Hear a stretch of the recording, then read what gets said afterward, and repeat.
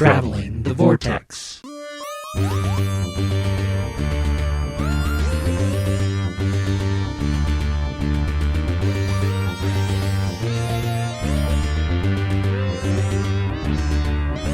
We've joined the Doctor as he travels the Vortex and arrive at episode number 438, which is a very crowded final Frostfire. I'm Keith.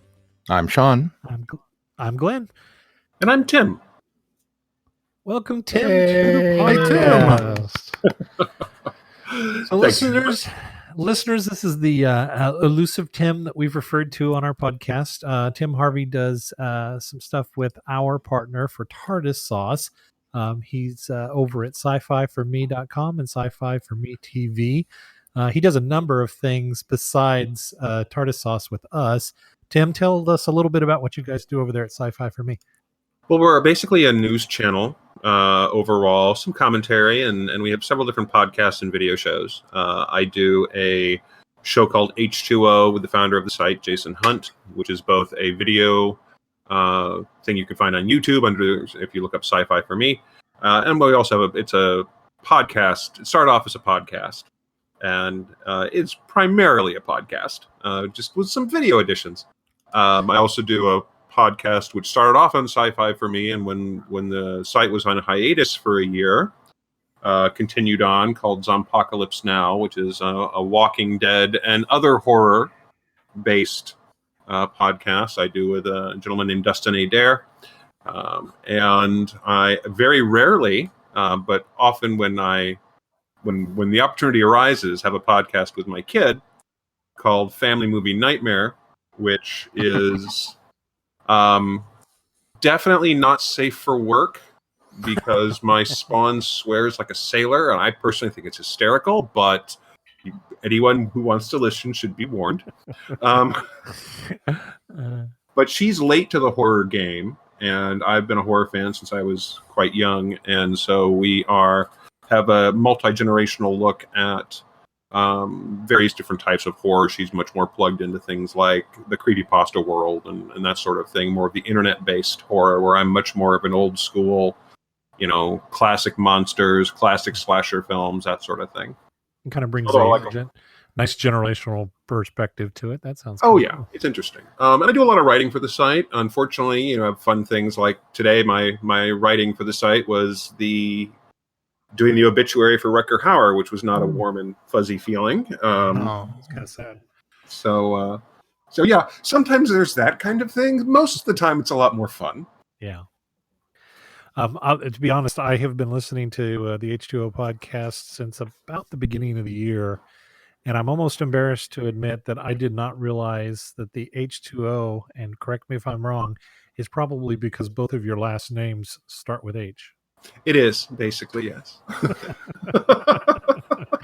Very clever.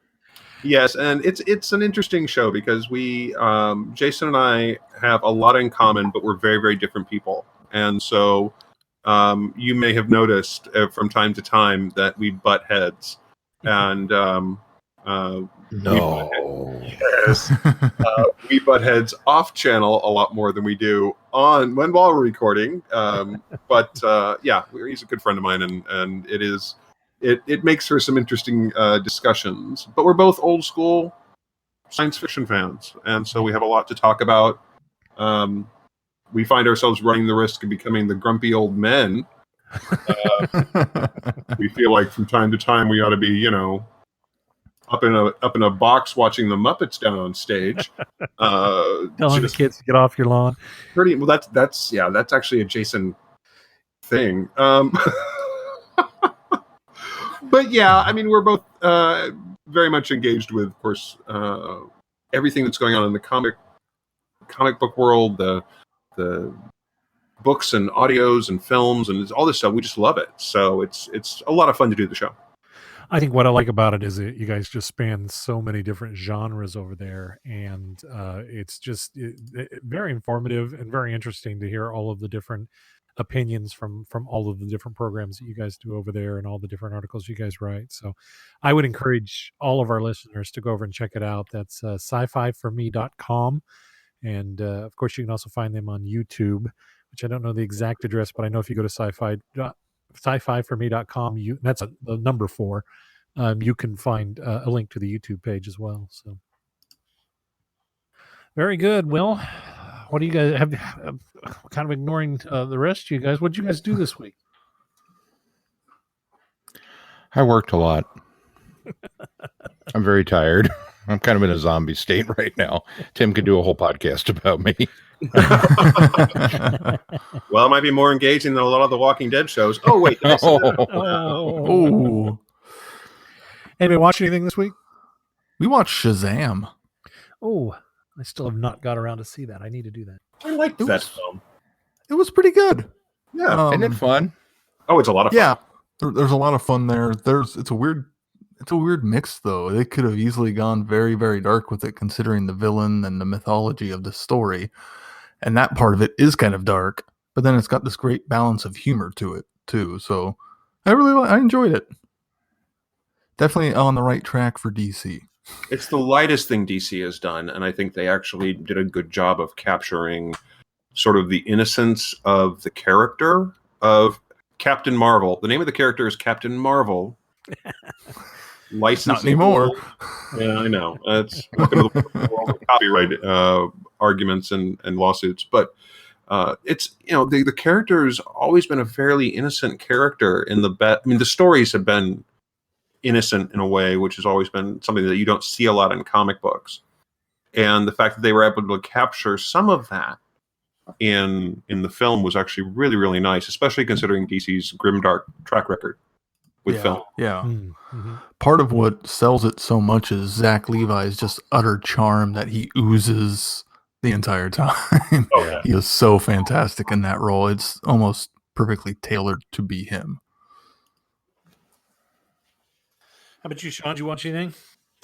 I got a couple of documentaries. I don't know if I don't think I had talked about Spielberg last time, which is a documentary about Steven Spielberg and his filmmaking. If you hadn't guessed, and it's pretty cool. It's a very in-depth look into the man, the myth, the legend. And if you are a fan of his works, it is very much worth looking into. And then I saw Life After Flash. Which is the Sam Jones. What have you been doing with yourself after Flash Gordon? No, You're welcome, by the way. Yes, thank you. And it's one half the making of Flash Gordon, and the other half what Sam Jones has been doing since Flash Gordon. Isn't that wonderful? And it is. It really is wonderful. And the making of Flash is fantastic because a lot of that is stuff I've not seen. They have footage from behind the scenes, and it's just absolutely amazing to see Brian Blessed and 4 other Hawkmen in full costume being hoisted on wires in front of a blue screen, and you kind of think to yourself, "Oh yeah, they did all of this for reals." I mean, it just makes it all the more impressive. The practical effects, yeah. And then, but of course, my favorite part is Brian May.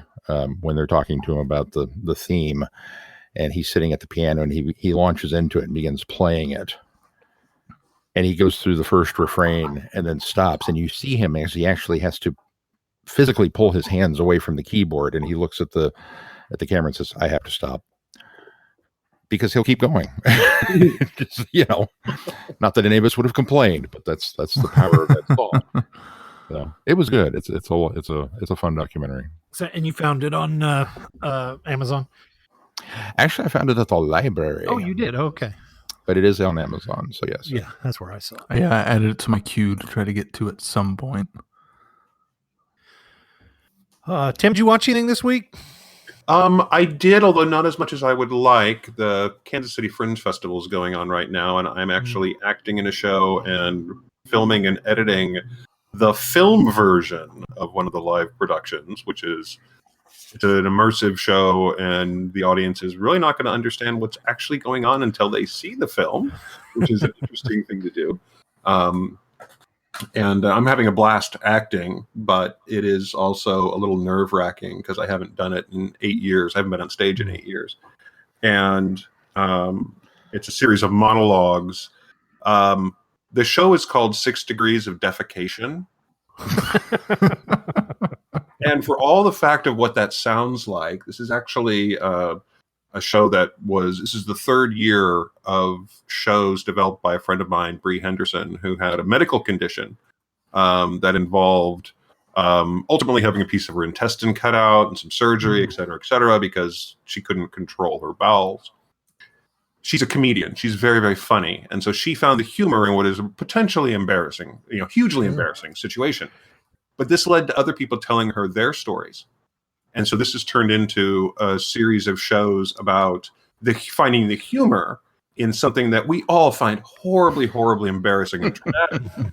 And so the last, it's a rotating cast, so I'm not in every show this week for this production, but the one I was just at on Sunday, 5 minutes before the show starts, Bree comes up to me and says, "Oh, hey, the person whose story your monologue is based on is in the audience tonight." And I said, "Why would you tell me that? Who gains from you telling me this information?"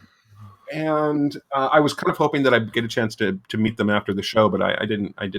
They left right after. Hopefully not because they were traumatized by my performance, but it's a blast. It's a wonderful show. But so I haven't watched a lot of TV this week, but I have been watching this new Starz series, The Rook. Yeah, I've heard a lot of good things about that. Yeah, it's a weird show for me because I love the book it's based on, and it's an awful adaptation.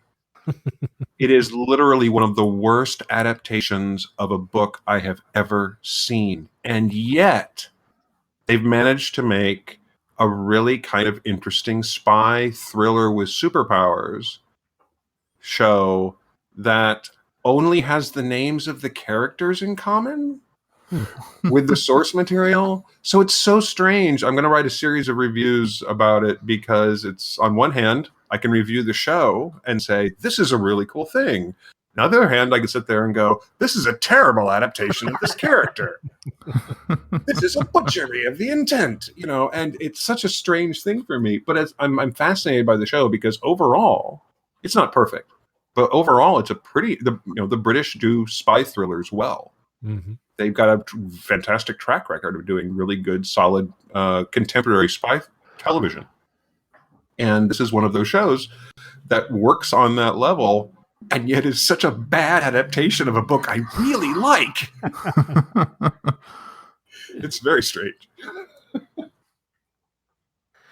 Well, what about you, Glenn? Have you watched anything? I didn't watch anything this week, but I got a hold of. Actually, I bought it because it just released recently. The Big Finish 20th anniversary edition, which is The Legacy of Time, and it is fantastic. It is everything you want. It's everything you want in a Big Finish audio, Doctor Who audio. And it's really almost everything you want in a quote-unquote multi-doctor story, anniversary story. It is so much fun. It's broke up over 6 stories, about 6 hours long. Each story is an hour. But it's got all of the Big Finish doctors that have been in Big to Finish, minus the War Doctor. There is a John Hurt-sized hole in the middle of it, but it's got River Song teaming up with Bernice Summerfield. A lot of these we kind of previewed when we made the announcements, but this is the one that's got Peter Davison's Fifth Doctor with Jenny, the Doctor's daughter, which is a lot of fun. Sylvester McCoy and Sophie Aldred as Seven and Ace join the Countermeasures team in both the 60s and 70s, and that's all I'll say about that. Although it does lend another quasi excuse to the unit dating theory. And It's got the Sixth Doctor and Charlie, which it really interesting is we had just recently, probably a month ago, reviewed the first Sixth Doctor and Charlie story, which had D.I. Minzy. She returns in this, and their story takes place from Charlie's perspective, just a few weeks later, which I thought was nice. A neat bit of serendipity. Also, not to mention the fact that we had gotten a Countermeasures audio under our belt. So this time I was at least familiar with the team. Or more familiar. I mean, we obviously know them from Remembrance, but And then the Eighth Doctor is in the Bernice and River Song story. And then Lalla Ward and Louise Jameson team up, and they feature that story features the Fourth Doctor. So they're all there. There's some brilliant, wonderful surprises at the end that I did not see coming. The only thing that I will say is I read the cast list, and the surprises were not revealed. So that was a wonderful thing. And I thoroughly enjoyed it. I recommend anybody to buy it, listen to it, download it. And we're going to try and get it on the schedule here soon so that we can review it. And I found, even with us catching up on Big Finish, I didn't feel like I was lost at any time. So we've got enough familiarity with the characters and the events up until this point. Probably the Gallifrey stuff is the only thing I felt like maybe I wanted to be a little more familiar with, but fortunately there's not a lot of callback to the Gallifrey materials. But the fact that Louise Jameson and Lalla Ward are together, I think, was kind of the nice little capstone for including that nod. So I can't wait to get to that one. All right. Well, should we move on to news? I hear that in your voice, Keith. Like, hurry up, Sean, get it scheduled. Like, I might not wait on Sean to get it scheduled, Don't think I didn't hear that. Oh, I know you did. What do we got in news, Keith? Speaking of Big Finish, they have announced that there's going to be a Donna Noble box set. Donna Noble Kidnapped. So it's her on her own without the Doctor, kind of like what they've done with Rose. Coming out in May of 2020. I'm excited for that. I think it's. I really like Catherine Tate's take on Donna, and I think that I'm like the 3 audios that she did with the 10th Doctor in the recent series that they did. So I think I'm really excited to hear those. I'm more interested in these than Rose. This is called Donna Noble Kidnapped. I have a bad feeling about this. I feel bad for the kidnappers. Ding. I mean, bring it on, but ding. Donna Noble saving the world on her own. And of course, Jacqueline King will be reprising her role as Donna's mother in the box set. And apparently she's going to get her own companion. Ooh. Fun stuff. Yeah. What else do we got? Well, speaking of the countermeasures team, I'm glad I could segue us today. Both of these segue easily. Candy Jar Books have announced a new 2-book novel based on the Countermeasures group that appeared in Remembrance of the Daleks. First one to be published in 2020 called Birds of Passage, written by J. Frank Andreas. I think it's Andreas. That'll be a lot of fun because I think they've done such a magnificent job with the pre-unit team, and I think that it'll be nice to see what they can now turn around and do with Group Captain Gilmore and his team. I think that'll be a lot of fun to listen to or to read. So the series is kind of edited by Andrew Cartmel and our good friend Andy Frankham-Allen. Oh, cool. And Ben Aronovich has some input also. Well, I would hope so, since those are his characters. Yeah. Coming from the great minds behind the characters. Very good. All right, well, let's move on to feedback. First up in feedback comes William. William writes, "Hi, guys. I had precisely the same impressions you three voiced when watching Shada as part of Doctor Who The Animation Collection about a week or so before listening to episode 434 of your podcast, Shada, hopefully for the last time. I voiced spoiler-free observations about this iteration of Shada to a longtime friend in Whovian, and she was likewise amused that there was yet another take on this classic story. I shared with her how most animated character likenesses, and it struck me as way above average, a comment I cannot honestly make about other animated episodes. I also mentioned how animated scenes link to live-action scenes to tell a more complete Shada story. That part was cool, and I agree with comments made during your podcast about how transitioning between animated and live action was pretty smooth. Your discussion about the present-day voice of Lowell Ward and Tom Baker made me smile, specifically about how they haven't aged or changed over time. I walk the Ma and Pa Trail on a regular basis, covering at least 3.5 miles per day, and listen to a lot of audio along the way. I've noticed changes in a number of Doctor Who voices via Big Finish and BBC audios, and it's funny how at first those changes can throw you, but then seem to evaporate the longer you listen. This is particularly true of Doctors 5 and 6. I met Colin Baker, my doctor, in 2016, and after getting his autograph on a print I'd made from my collection of Doctor Who magazine, one I'd created with a scan of a cover he appeared on, he commented about how another young boy stepped up to the autograph table, pointed at the range of glossy photographs which depicted the Sixth Doctor back in the day, then looked at Colin and asked, "Well, when's he going to get here?" I met for the first time more than half a dozen classic era actors at that convention, including Anneke Wilkes and Deborah Watling, and until that moment, my memories of both companions were in black and white. To me, Tom Baker's take on the Doctor seemed immediately complete the moment he stepped out of the TARDIS after his final wardrobe change at the beginning of Robot. However, his voice seems a bit more well-rounded since his return to Doctor Who in audio form. Nowadays, the Fourth Doctor is a bit bigger on the outside, which I believe accounts for the change. Plus, he's had decades to refine his delivery. I'm a bit bigger on the outside these days as well. Although, unlike Tom, I'm not concerned about my hair turning gray or white as much as I'm concerned about it turning loose. Finally, let me encourage your listeners to visit their local public library as I plug mine for the wealth of Doctor Who materials it has to offer.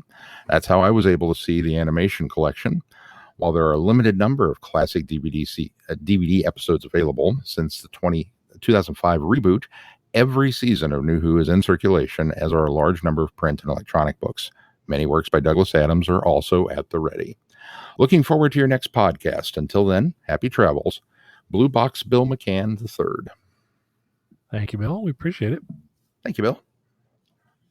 Thank you, Bill. Good to hear from you again. Next up.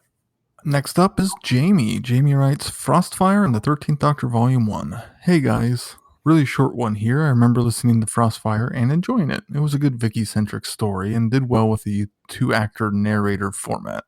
It wasn't the first companion chronicle I heard. That would be the next one, The Fear of the Daleks. As for the 13th Doctor comics, I enjoyed this set. A decent story that flows well with really good art. I found it rather enjoyable. Looking forward to your reviews and discussions. Jamie. Thank you, Jamie. Thank you, Jamie. Thank you, Jamie. And of course, we'll return to some of Jamie's walking through the Vortex back catalog feedbacks on a later show. So this one actually is timely. Yeah, that's right. All right. Well, should we move on to our reviews? Frostfire. Okay, that's what we're starting with. Doctor Order, as always. 438 episodes, and he still hasn't got that. Vicky has a tale to tell, but where does it start and when does it end? Ancient Carthage, 1164 BC. Lady Cressida has a secret.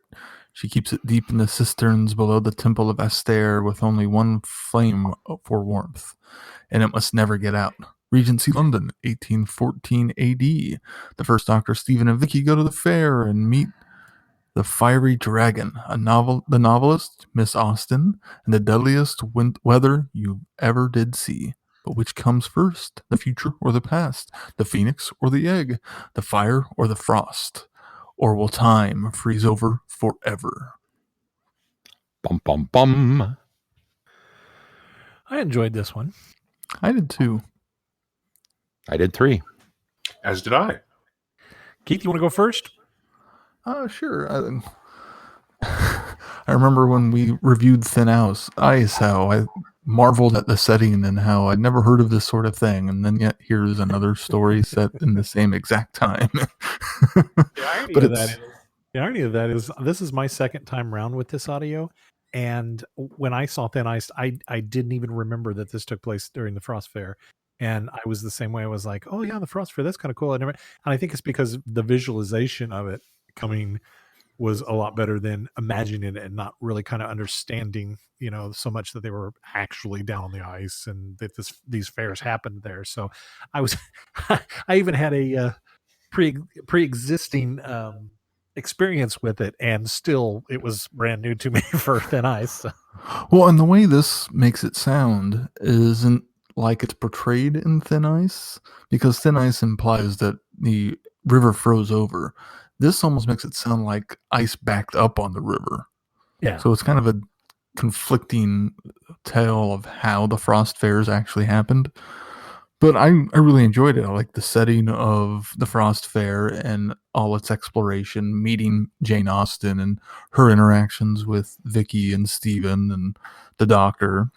And then this idea that somehow a phoenix egg is here, and it's not hot, it's cold. It absorbs all the heat into it to try to hatch, and them trying to stop it. And then the secular notion of the story of how it wound up in Vicky's eye and then was taken back in time with her to Carthage and then gets put into a flame and then eventually gets back to where it was. That it's a bootstrap paradox that I think works really, really well. I would agree. I think, like I say, second time around, and I listened to this probably about 5 or 6 years ago. It may have even been longer than that. It's when I started doing the Companion Chronicles, and I remember liking it back then. But I think my appreciation for it this time around was I have now since watched the reconstruction of the Mythmakers, which is the story that Vicky leaves in, and the fact that she ends up leaving with. I can't remember the guy she met in that. Troilus, yeah. When she lives with Troilus, and where she ends up in that was a easier transition for me into this one to understand where she's telling this story from, and sort of the life she left with the Doctor. But I like how they set it up with her in the dungeon talking to this entity and recalling this story, because I think I've always said that's a great formula for these Companion Chronicles, where it's everything from the companion's perspective. The companion gets a chance to tell a story of an adventure they had with the Doctor, and I think it makes for a great setup. It's always been a great format. They've kind of played with that format over the years and done new different things, but it always seems to work really well that it's from a storytelling perspective, because as we listen to Big Finish audios, most of the time they're full cast dramas. And so all of the parts are covered. In these cases, the companions are often, and to, Fraser Hines' credit, does a tremendous job emulating the second Doctor, but coming from the perspective of a companion telling a story, you're really forgiving of their, interpretation or their delivery of the Doctor when they're doing lines like that, or even Stephen. And so I really like how the setup for this kind of really set the standard for the Companion Chronicles. And it's a nice little story, going back to the Frostfire, discovering this ominous being that is sucking the warmth from everything and possessing people and running around, and just the allusions to the cold, and listening to it every time it was near, you could almost feel the cold of what it might have felt like to them. But I think it's really good, and I really like the fact that the Companion Chronicles also add that second element of always bringing one other voice actor in for at least one part, and kind of playing off of that. And I think that always kind of broadens the scope of the storyteller genre, to have almost sometimes a somebody to tell the story to besides the listener. So, and it's really nice to check back in with Vicky and see what happened to her. Although, albeit very brief, because most of the story is set in her story of the Frostfire and the events that happened there. But it's really kind of cool to understand where Vicky has gone after these, adventures that we saw on television. And I agree, Keith. I think bringing Jane Austen as kind of a historical figure works really well. I like how progressive she is and how forward-thinking she is, but also then not taking the character out of the era that she is of. And I think that worked really well as a story element as well.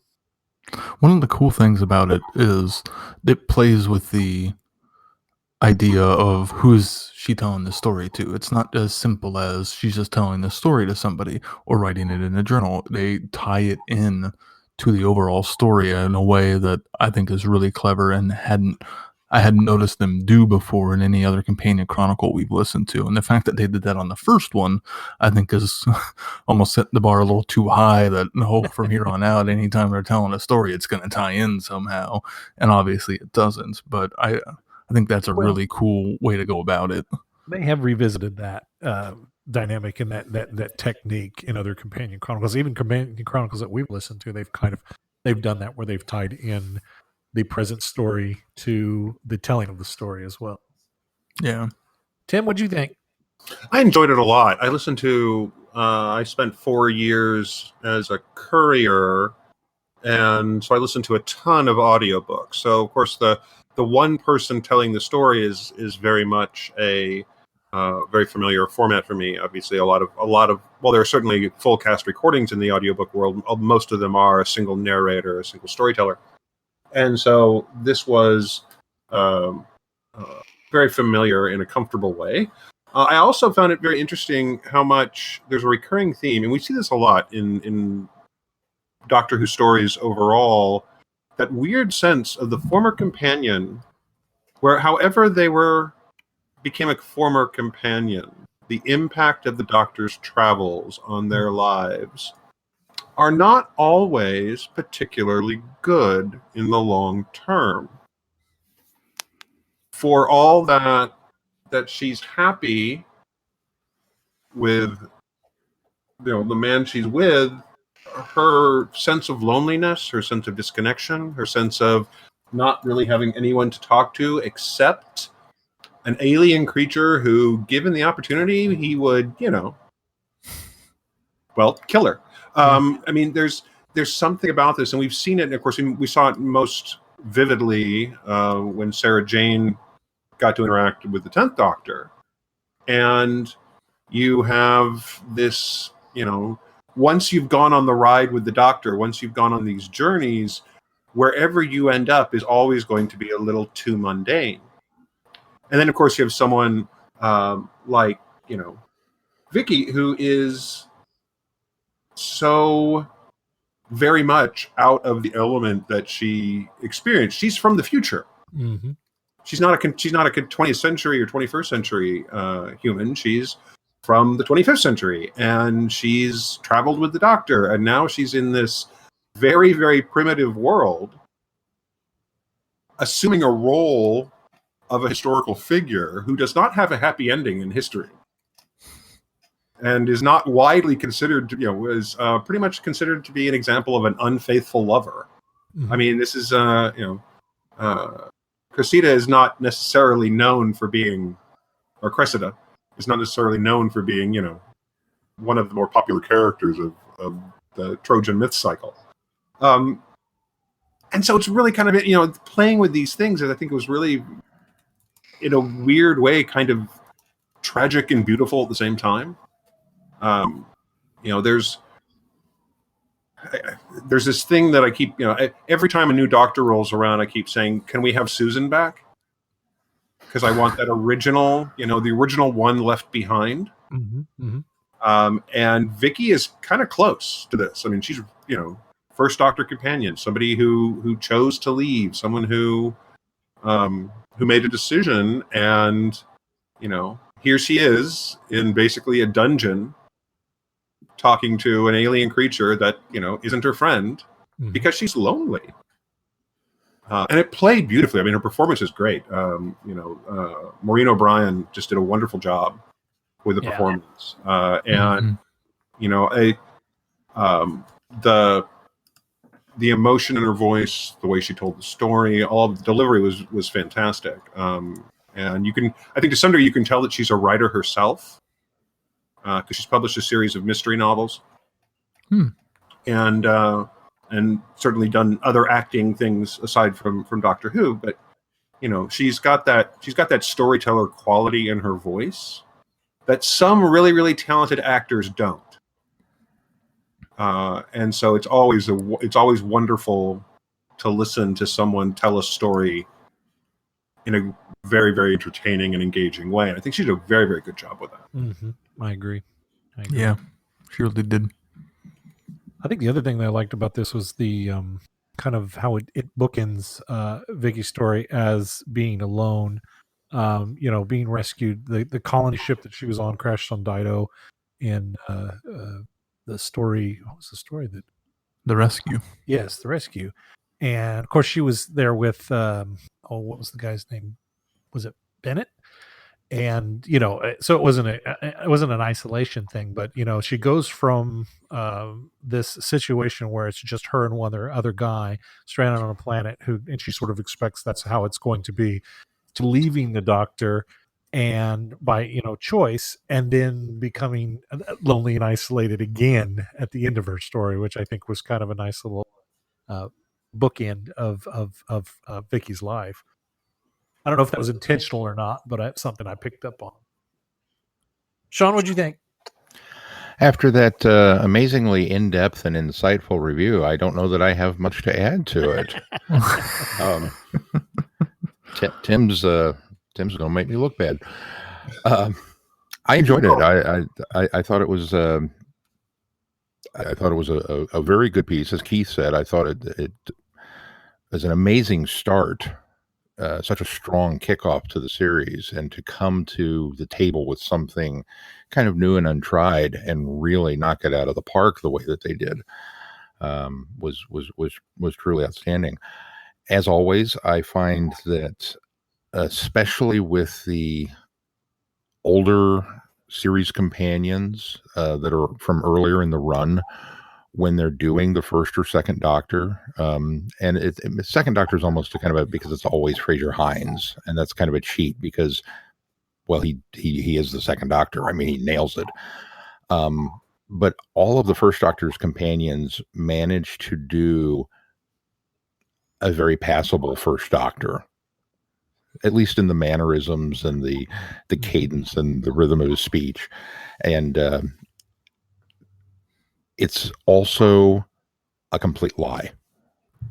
It's a version of the Doctor that I think they wish they had traveled with, not necessarily the version that we see them traveling with. Why do you think that? This one especially, the first Doctor was almost softer than when we meet him with Vicky. Not that he's harsh. Obviously, by the time Vicky comes into the first Doctor's life, he's already mellowed out quite a bit after Susan has departed, which we kind of talked about at length previously. That once he doesn't have his granddaughter to worry about, he lightens up. And Vicky, in a way, is the surrogate granddaughter because she's this young woman and she's from the future and she has, many of those same attributes. So I think he kind of always looked at her as a substitute Susan in some ways. But there's a whimsical, wistful nostalgia in a lot of these people's voices that seems to come across when they're doing the first Doctor. That maybe it's just the experience of being able to bring him back in audio. Maybe that's more of it than necessarily the putting him up on a pedestal, as it were. But I think I disagree with that statement because I think Vicky's the reason for the Doctor softening. In my honest opinion, yes, I agree that he is still a bit prickly, but he has that burden is off of him of having to protect and take care of his granddaughter because he does leave Susan behind. But I don't know that we necessarily know when this is set, but there are a number of stories. I mean, it goes all the way from the rescue to the myth makers. And I think by the time we got to Space Museum, Time Meddler, those stories, I think he was a much more whimsical, lighter, softer character. So I think if this story were placed toward the end of Vicky's travels with the Doctor, I can completely see this characterization that is given of the Doctor at that time. I don't think that by that time he was all that prickly. I think he was a lot softer. I think he was a bit more whimsical. I think, a great example of that would be the Time Museum. Even by the Romans, though, I mean, he's having fun now that because of the tone and nature of that story. It's supposed to be a comedy, Yeah, so he is more whimsical. Vicky's more upbeat.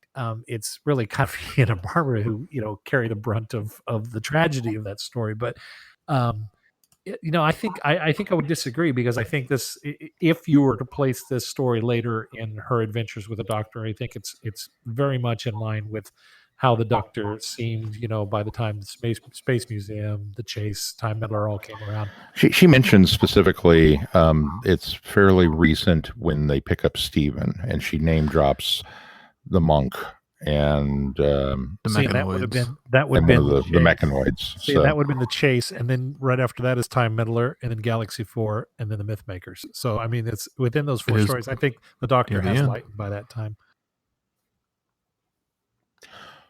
But yeah, like I said, maybe not. I will say that there were times when I had to remind myself that it was the first Doctor, because I didn't actually have a whole lot of, and again, because it's Vicky's story, and the Doctor is a supporting character in this story. Mm-hmm. But there's certain things that you tend to, certain iconic kind of moments of each version of the Doctor, and I didn't have there wasn't a whole lot of that here for me. So I mean, very easily, I think you could have actually put in the second Doctor into this particular story and not had that much difference in how Vicky was describing what the Doctor was doing, which I thought was kind of interesting to me that it didn't. I mean, I was sitting there going, Vicky's the first Doctor. Yeah. Okay. I can see that perspective because, and I think they've done this a lot in very early Companion Chronicles, where they do tell the story from the companion's perspective, and there is a lot of companion-heavy moments in them, rightfully so, because, I mean, it's Companion Chronicles.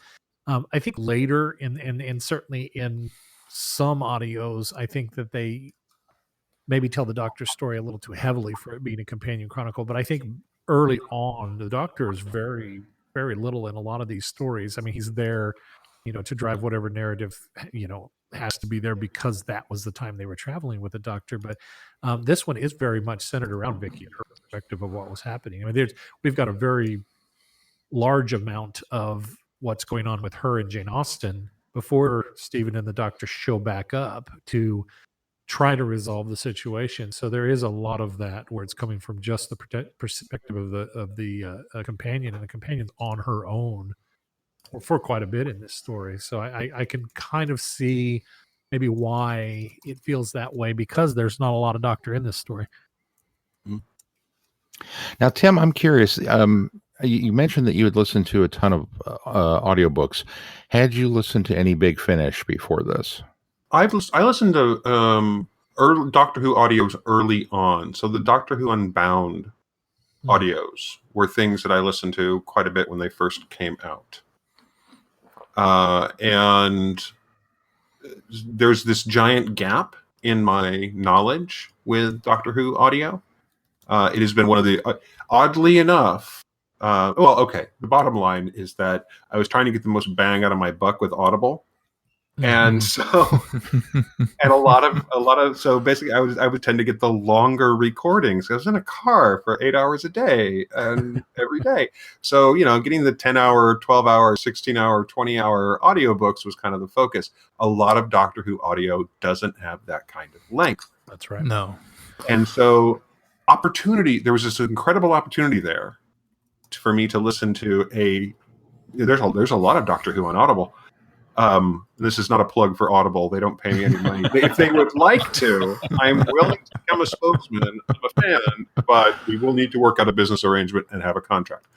So unfortunately, there's this giant gap where I really could have filled it with tons and tons of Doctor Who audio, and I didn't, purely for economic reasons. And although I did get, and now I'm drawing a complete blank on the name of it, is it Engines of War? The War Doctor? Yeah. War Doctor. I've got that one. And I, because as we listening to this, I was saying to myself and going, okay, come on. You've got a handful of credits in your Audible account. Just get one. And as much as it pains me, of course, because it isn't John Hurt, I think just listening to the beginnings of it, I think it's Nicholas Briggs, I think, is doing the voice. He does a really good job with evoking John Hurt's performance. You can if you listen clearly, you can tell it's not actually John Hurt, but it's close, and the intonation and the vocal patterns are there. So I have in many ways, this is a whole new area of Doctor Who for me, which is great. Because have you seen a lot of Vicky stories on television? Yeah, because I think at this point the only things I haven't seen, obviously aside from the missing episodes, etc., I have not seen the latest version of Shada. Having seen multiple other versions of it, I guess I felt kind of the way you guys apparently felt, because I haven't felt the urge to rush out and watch it. But yeah, I've over the years I've probably made I think the only gap I've got is, I think oddly enough, I think there's some Colin Baker episodes I haven't seen. Oh, okay. If it's out there, I've watched it at least once. And I found the First Doctor to be an interesting character just because he's, at the time he was the gruffest and most, grumpy of the Doctors. And then, of course, Capaldi came along and sat there with, hold my tea. Tim, I wanted to point out, Engine War is not a Big Finish. It is the audio dramatization of the book that was written by George Mann. However, you're right. It's Nicholas Briggs doing the narration, who is with Big Finish. So right, that is Nicholas Briggs doing the voice. So there's my confusion right there. Yeah, that's probably what did. Now I will point out that there is there's three War Doctor box sets that John Hurt did do with Big Finish. So I would recommend getting those after you're done with Engines of War. Yeah, I'll have to. And I think that there's 3, isn't there? Is there 3 box sets? Maybe I didn't listen to the I think so. Okay. And Keith, this is your opportunity to plug whatever the H.G. Wells one that he did. And the what? Didn't John Hurt do an H.G. Wells for Big Finish? Oh, The Invisible Man was fantastic. There you go. I knew there was one of them. Well, I sit there and I've looked at the Big Finish catalog more than once as I've pondered at various points in there and just diving in. And I've always been impressed with the range of what they've done in terms of diving into not only, bringing back a lot of the actors who played the parts, whether it's been the Doctor or a companion, but also diving into some of the characters and giving them the kind of depth that the TV show can't in some ways. I mean, the Davros and the Cybermen and dealing with, going into the Gallifrey Chronicles and all these things where you're able to tell these larger stories in a way that I think a lot of fans, especially in the Great Hiatus, we're getting out of the Virgin line, and when the BBC took the license back, that sort of in-depth kind of storytelling that you unfortunately can't get in an hour-long program. Yeah, right. There are 4 box sets for the War Doctor. 4? I thought I listened to everything. Maybe I've got some out there that's still listening. The last one was Casualties of War. Well, see, I did listen to that one. I must have listened to all. I think you listened to all of them so close together that they just blur. They're so good. Oh my, they're so good. That's some of my favorite Big Finish. I've been telling myself that I really need to sit there and buckle down and just dive into the 8th Doctor, because I'm considering that he's the longest running Doctor in terms of actual amount of time spent playing the part. Mm-hmm. And when you consider how short, little screen time we've actually got with the character, and yet how much audio, because I was a huge fan of a significant chunk. There were some definite missteps. I was a huge fan of the 8th Doctor novels. Overall, there were some definite what are they thinking moments with some of the titles. and they completely did bizarre things with Lawrence Miles and was it Lawrence Miles with the faction paradox? I think it was Lawrence Miles. Yes, I think you're right. Faction paradox. There's a squandered opportunity in the book line, but I really enjoy that character of the Doctor, that particular incarnation, and so I've been sitting there and going, got to get the Eighth Doctor audios. Got to get the Eighth Doctor audios. Well, it's even better hearing it's even better hearing Paul McGann just fall right back into the role after the movie. He does such a fantastic job, and that's what I like about Big Finish is it's been able to give people like not only Paul McGann a chance to kind of really develop and expound on the Eighth Doctor, but I think Colin Baker, who got shorted on television, also. I mean, albeit he's got more episodes than McGann, but his Doctor, I think I got a really a new appreciation for his Doctor in the way that he was able to develop that in audio, and it really actually, when you go back and watch the Colin Baker years, I really enjoy them more because I think that I understand the Doctor a lot better, even down to the fact that upon regeneration he tries to strangle his companion. So.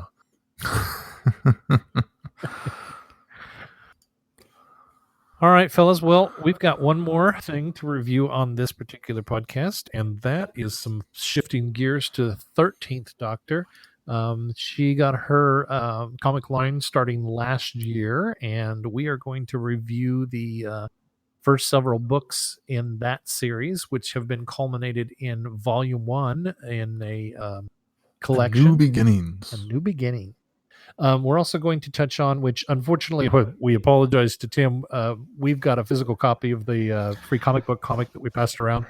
Tim didn't get a chance to read that one, but he is caught up with us on Volume 1. So should we knock that one out first? Because it doesn't really fall anywhere in between, I think, the stories that we're going to review in the Volume 1. So maybe we should do Free Comic Book Day and knock that out real quick. Yeah, let's just go ahead and get... yeah, that's fine.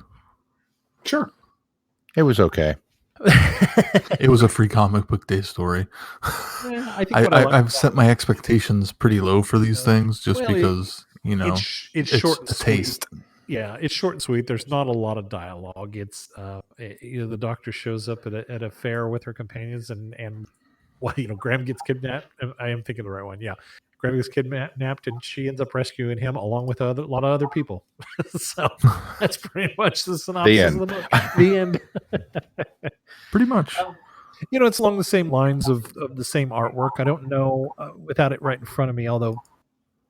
Sean, tell it is right in front of you, isn't it? Yeah. I don't know if this is the same artist that's doing the series, which seems to be very consistent in the ones that are in Volume 1. But I think the artwork is really good. I think it captures the imagery of the Doctor and the companions very well. As tipping my hand, I think they do in the Volume 1 series as well. Is it Rachel Stott? Oh, and you're going to make me reach over there and get it, aren't you? Hang on. Oh, do you want me to Grab come it. get it? Is that what No, comment no. was for? No. That 2 feet in front of you is... Yeah, but your couch is so soft, and I'm sunk way back in. Marshmallow Couch. The name? Of course, they Rachel don't list her on Stott. they don't list her on the front. Why not? If my couch was black, it would pretty much be the couch from Terror of the Autons. Black and plastic. We could totally film Glenn being eaten by this couch. Oh, it's too dark in here to read. Oh, well. Oh, well. I agree. I thought the artwork in it was consistent with where they went with the actual 13th Doctor volume, which pleased me. The artwork in the Titan Comics line, they've managed to find artists who really seem to kind of match the personality of the Doctors, which I've said before. The 11th Doctor comics are very kind of bright and a little more cartoony than, say, the 10th Doctor ones, which have a little more of an artistic slant to them. Yeah. And this one kind of straddles that line as well, where it's a very bright, vibrant, and yet It doesn't range into the Ridiculousness. caricature, if you will. Yeah. Abstract. Georgia Sposito, I believe, is the artist of this one. She is listed on the volume. Okay, so she did at least some of She those. did at least that some would of be it. why it looked familiar. The art, anyway. Well, yeah. So there's that. It's a freebie. So, yay. Yeah. It's and it does what its purpose is to make you want to read other comics of that same line, and it does make me want to read more 13th Doctor comics. So it works. Yep. All about the freebies. All right. Well, let's move into volume 1 of the ongoing series. Now, A new beginning. I do have a synopsis. You do? Okay, go ahead. The first collection of the 13th Doctor's comic book series sees the newest incarnation of the Doctor, along with her new companions, Graham, Yaz, and Ryan, trailblazing through time, tackling vile villains, avoiding an intergalactic alien civil war, uncovering the truth behind a secret human time travel experiment, and doing battle with an alien hoarder obsessed with amassing the greatest treasure in the history of the universe. With this new Doctor in charge, one thing's for certain: there's never a dull moment or second to spare, even if you are a Time Lord. Dun, dun, dun. Dun, dun, dun. So, correct me if I'm wrong. We reviewed, this was one of the 0 issues for The Road to the 13th Doctor, right? No. So we did not review this? We reviewed not the- the whole we set, did- but the very first we- story? We reviewed like the first 2 issues when they came out. Okay, but those were collected in this, right? Yes. Yes. Okay, that's why it was familiar. I started reading this thing and I kept thinking, wait, we've already done this. What are we doing? And I think it was at what would have been the cliffhanger for the first one, where the time traveler guy reveals that, he's hijacking the ship. And then from then on, it was all really new. And that's what Yeah, I think that realized was the cliffhanger for issue 2. because that was part of the Road to the Doctor, though, wasn't it? Because No. hear me out.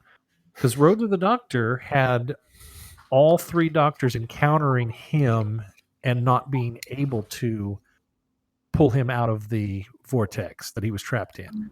Each one of those elements had a piece in there where the white glow shows up and the hand comes out, and they all try to pull him out. That was the darn Road it. to the Doctor series, right? That was Road to the Doctor. That was the 3 episodes, and then this was issue 1 and 2 then of the 13th Doctor's. Well, I think this spans 1 through 4, but we Are you sure were it's not previously 0? reviewed. You sure it's No, not 0 0 through 3? Because I know there was a it's 0. 1 through 4 according to IMDb, or to the Oh, TARDIS Wiki. Oh, well, it's TARDIS. I think 0. 0 is the free comic book. Yeah, 0. Okay, never mind. That's where I saw 0. But you are right in that the plot setup started in the 13th Doctor, Yes. and that we had reviewed issues 1 and 2 before. So Okay, I got you. Well, let's start with Tim this time. Tim, what'd you think? I enjoyed it. I've always been a fan of the Doctor Who comics, all the way going back to my reading Tom Baker comics that made their way across the pond back when I was a teenager. And although, oddly enough, I thought this felt a lot like, let's remake the Battle of Ranskoor of Kolos with a budget bigger than we could do on TV. and to be honest, the actual episode looks great. I mean, it's a beautifully shot episode. The effects are actually quite good overall, I thought. But the story beats in many ways are very, very similar. And the more I was reading it, the more I was thinking, this feels familiar. And I'm like, well, wait a minute. This is kind of, I mean, there's a certain model to Doctor Who stories anyway. Mm-hmm. And we love, it's one of the things we love about the stories. Very rarely are you getting, something that you're going, I've never seen anything like this before. And sometimes when Doctor Who experiments, it doesn't necessarily work. found footage and POV things are not necessarily lend themselves particularly well to Doctor Who stories. But yeah, I enjoyed it. I thought it was a fun ride. It gives it. I have a soft spot for villains who have really, really terrible motivations. They're not world conquerors. They don't want to destroy the universe. They don't want to, get revenge for how they were, mocked as a child or whatever it is that drives, the megalomaniacal villain. Mm-hmm. This is just like a greedy thief who just, wants more stuff. And I actually enjoy that kind of character popping up where it's just like, you're just a reprehensible person. Mm-hmm. Yeah. Your goals are really, really shallow. I recognize this kind of villain because that's, we're more likely to encounter that kind of villain in our real world than we encounter, the super villain. Mm-hmm. Or would we even recognize the super villain if we did? So there's something about this kind of villain which I find really enjoyable. And also the fact that this is the kind of villain with, that plays well off a character like the Doctor, because the Doctor's like, you don't do that. What is the Especially point? Someone like the 13th Doctor. Yeah. Oh, yeah. And I think that, again, with an expanded format like this, you get a chance to give the companions more to do, which is, I think, one of the complaints about the series right now is that there's so many people in the TARDIS that it's hard to necessarily give everyone their due. And a comic book series where you've got multiple issues where you can spread this out gives everyone a little bit more to do. I'd like to see more of these characters anyway. I'd like to see a companion Chronicles with, these guys. Let them go off and have their own, a focused episode on them with the Doctor in the background or something where, you get a chance. Because, there's so many things about these characters that could be fun to expand on. But no, I enjoyed it. And I'm as an old school comic book fan with an art degree, I have a tendency to be really critical of how characters often appear in the comic versus how they appear in the real world. Likenesses can often be less than ideal. There were a lot of Fourth Doctor comics where the scarf and the curly hair were your defining factors, and depending on the artist. And this, I thought, they did a pretty good job of actually capturing the likenesses of the actors, which is always nice. I agree. Yeah, I thought the art in this is phenomenal.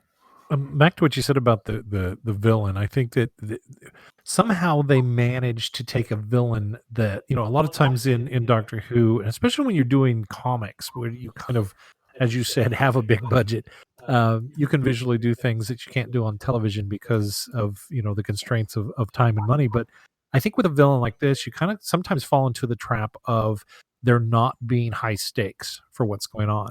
And so what I liked about this is they kind of strike the balance with having the one Doctor who has been,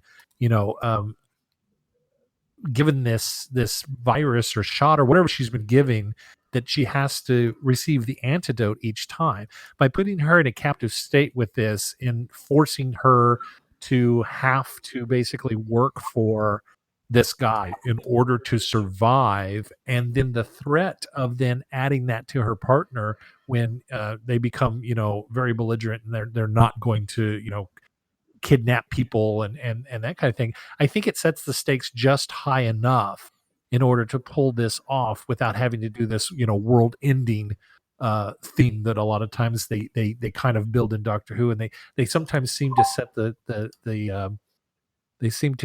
the bar very high for what the next guy is going to come along and tell a big story about.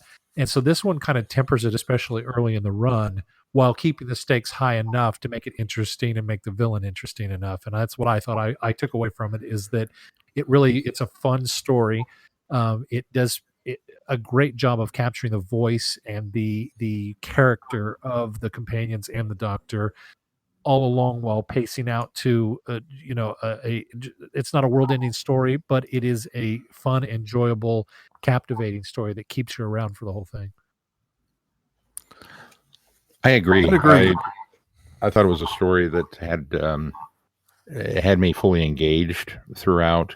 The artwork was pleasant and matched the characters, especially the likenesses, which, as Tim pointed out, is something that when you're dealing with a licensed property, if you don't nail that one, it really can rip you out of the story.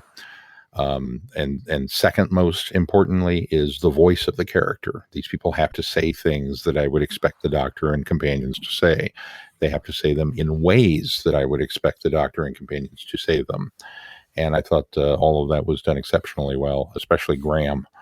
I could very much hear Bradley Walsh's voice as I was reading the comic. Yeah. His little asides and worrisome thoughts as the story progressed were just right there.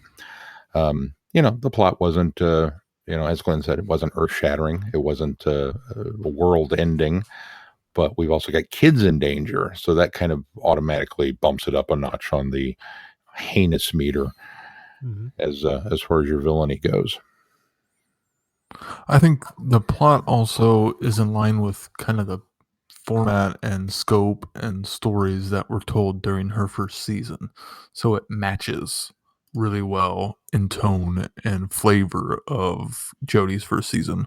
And I like the fact that the MacGuffin of rescuing Perkins winds up being the MacGuffin to defeat the villain. I like the circular nature of that also. Yeah, it's kind of an interesting way to serve justice to a villain in this. You don't quite know what to do with a villain like this, because yes, they're slave trading, or they're capturing people and keeping people as slaves. They're also human trafficking and forcing people to go get these trinkets for him. But ultimately, you don't raise the penalty for somebody like that to say death, but how do you stop somebody from continuing to do that? So I think the resolution of his punishment works, and it takes it out of the hands of the Doctor having to serve that punishment and putting it in the hands of the scientist doling out that justice that that counter to the injustice that's been served to he and his partner. So I think that played out really well as well. There's a moment in it's a comic book. It's a page. It doesn't move.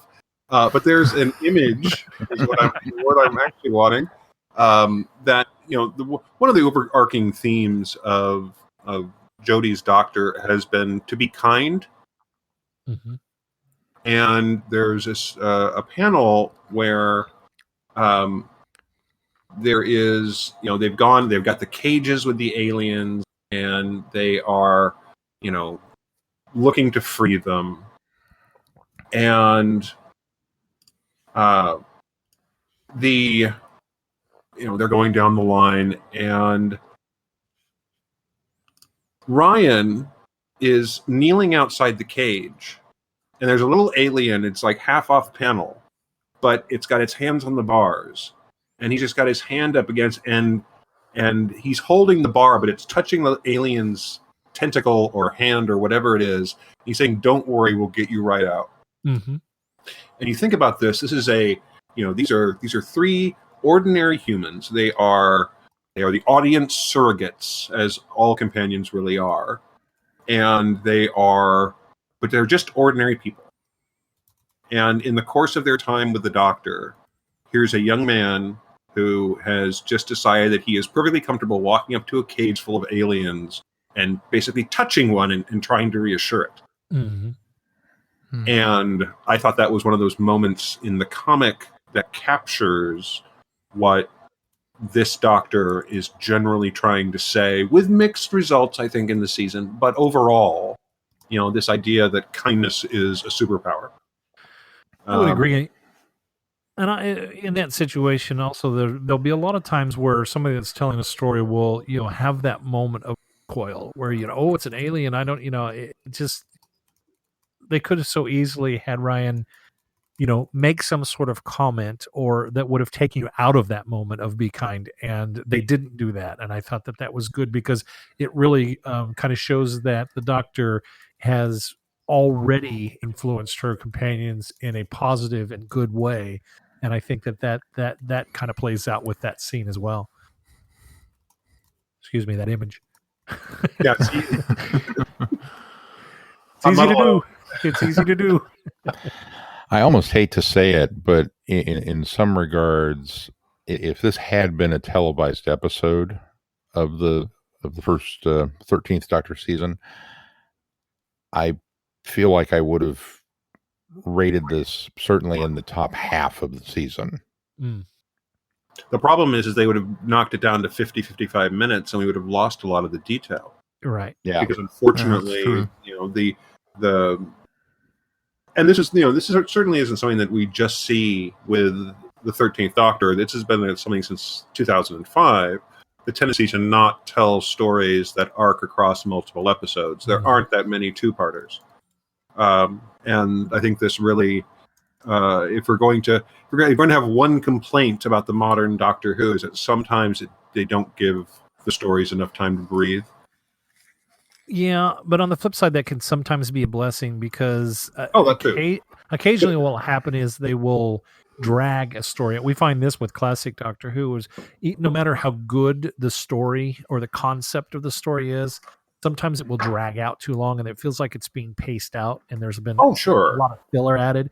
And so I think you kind of have the good and the bad with the short form storytelling of a single episode or a two-parter in some of the previous ones since 2005.